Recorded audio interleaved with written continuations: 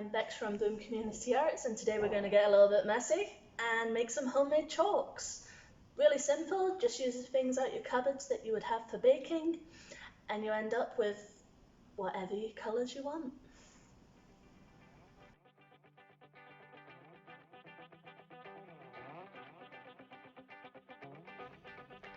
First thing you want to do is assemble all your stuff together in a very easy to clean space, because this stuff can go everywhere. If you use a single measure, it can make this easier, whether that's a cup, a spoon, whatever. This is about a 1/4 cup measure, and I'm using a basic 2:1 ratio to start. So 2 spoonfuls of corn flour or cornstarch, flour, and 1 of water. This will give you enough of a basic consistency to start. Remember, like baking, you can always add more, you can't take it away.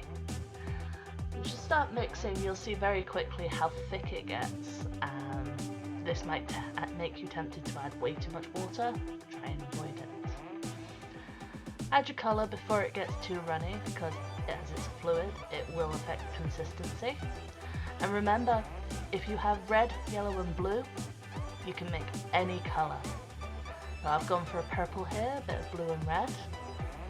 Remember, certain food colourings can stain clothes, so protect yourself. After this, it's just mixing. Add a little bit more water and mix some more. If you've ever looked into some of the science things, there's a fascinating thing called oobleck. The basic making process of this is exactly the same. As you can see, it's very thick, and if you apply with pressure, it doesn't stick to you. Next thing we're going to do is organise our moulds. If you want to go for the traditional chalk shape, you would use a nice toilet roll. If you're making a really huge one, you can use kitchen roll, any kind of shape really. Use the cling film to stop it from leaking. It is cardboard and this is a fluid.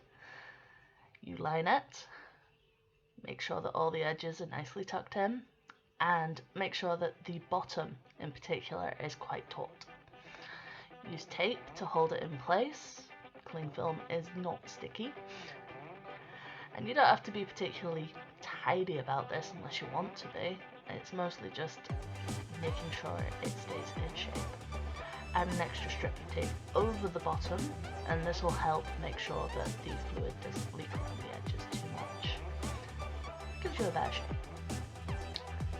Once you've got your mould ready, you're ready to put the mixture in.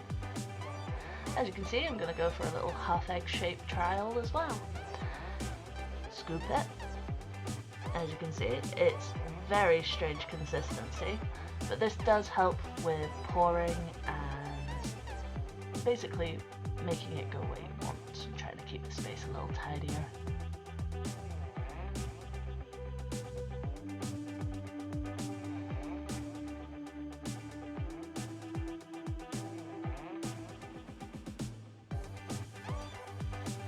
As you can see, the half egg is a little wobbly, so I'm going to have to find somewhere safe for that to stay while it dries out. And you would leave this for about 12 hours. As you can see, while it's still in its liquid form, it can be quite easy to clean up. Just scoop and lift. As it dries, it can be a little fiddlier. Once it's dried, take it out of its mould and you have chalk.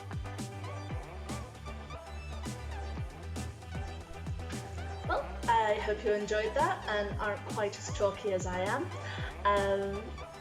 Why not set yourself a challenge with this one? Draw out a metre square and see what you can fit into it. You can do skyscapes, flowers, make your pavement a little bit more friendly. Well, if you enjoyed this, make sure you check out Scribbling on regardless and maybe some of our other videos. Bye!